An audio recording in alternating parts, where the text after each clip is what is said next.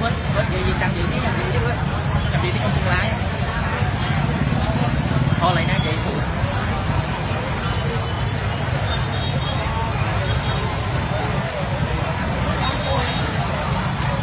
tỏ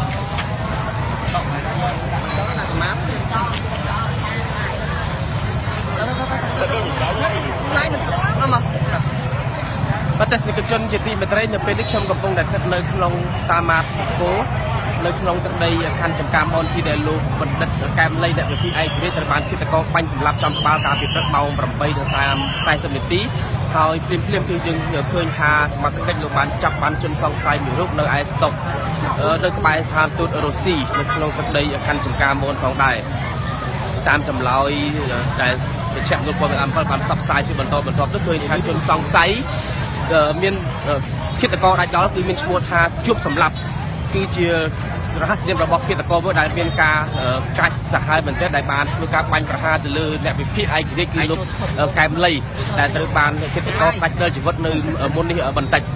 នៅពេលនេះគឺថាមហាជនបានចោមរោមយ៉ាងច្រើនកកនៅទីលានទីដែលមានការធ្វើឃាតហើយសមត្ថកិច្ចក៏បាននឹងកំពុងតែធ្វើការឡោមព័ទ្ធទីតាំងផងដែរដើម្បីកំណត់ការកន្លែងកាត់ហេតុហើយមានការចំរួមជាច្រើនហើយបានចោទសួរថាហេតុអ្វីបានជាមានកាត់ឃាតករលើកដៃប្រហារបាញ់សម្លាប់អ្នកវិទ្យាឯករាជ្យដែលជាមនុស្សម្នាក់ដែលបានបម្រើផលប្រយោជន៍ប្រជាពលរដ្ឋបម្រើផលប្រយោជន៍ជាតិតាមរយៈការលក់ការបញ្ចេញទស្សនៈគំនិតយោបល់ក៏ដូចជាការសិក្សាជ្រះជ្រៅដែលលោកបានរកឃើញដើម្បីឲ្យមហាជនលោកបានជ្រាបអំពីអ្វីដែលបានលោកឃើញយ៉ាងណាក៏ដោយមានការពី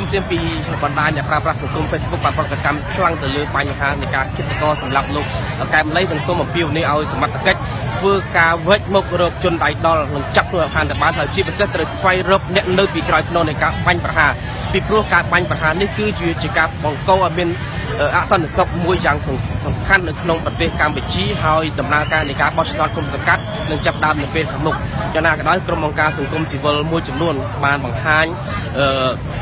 សម្ដែងនៃការព្រួយបារម្ភជាច្រើនរបស់កងខ្លួនតាក់ទងនឹងស្ថានភាពចុងក្រោយជាពិសេសគិតកម្មកណ្ដាលទីក្រុងចំពោះអ្នកបណ្ឌិត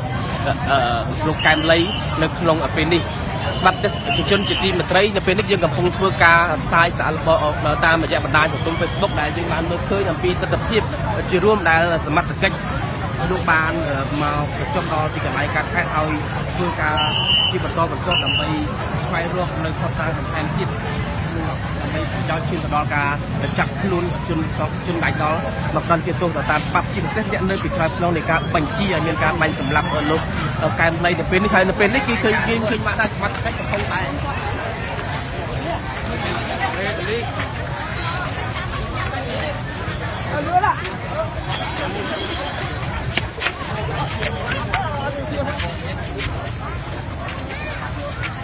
làm lên đó chịu phiết ra đấy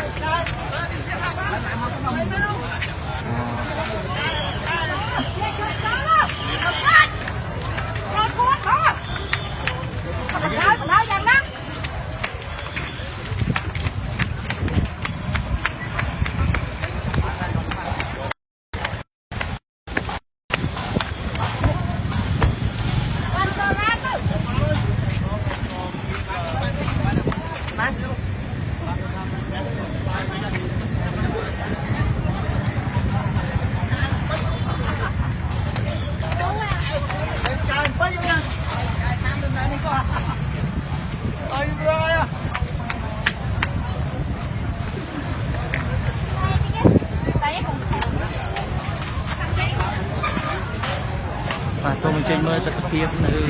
កន្លែងហេតុការណ៍ដែលករណីឃាតកម្មបាញ់សម្លាប់លោកផលិតកែមលីដែលជាអ្នកវិភាគទូសាឲ្យប្រមាណ10ដងវាអត់ឡាប់ទេបានកាមេរ៉ាច្រើនខ្លាំងបើគេថាចាប់បានមនុស្សចាប់បានមួយគឺចាប់មួយបាញ់ឡើងអូនពូននោះពូនឆ្លងពូនណាចាប់បានអាគោឲ្យចោលទៅរួមបានហើយហើយសាហ្នឹងហើយសម្រាប់គ្រូសាឲ្យវាឲ្យណាតាមបានទៀតសាលាការនេះរបស់អង្គទេគេនិយាយម៉ែវាអីវាហ៊ានទៅគាត់អីណាហ៊ានធ្វើអានោះហ៊ានឡើងសាក់ ណាឃើបានទាំងល្បីណាគ្រាប់នឹងមិនដឹងទេតែមកចាប់ទៀតហ្នឹងហើយវាខ្លាចធ្វើប្រពន្ធវាជាប់គុកហើយពួកវាដេកស៊ីយ៉ាងស្រួលដែរកូនមកបានជួបមុខកូនបាទចំពោះព័ត៌មានលម្អិតបញ្ជាក់លើព័ត៌មានដើម7នឹងធ្វើការផ្សាយ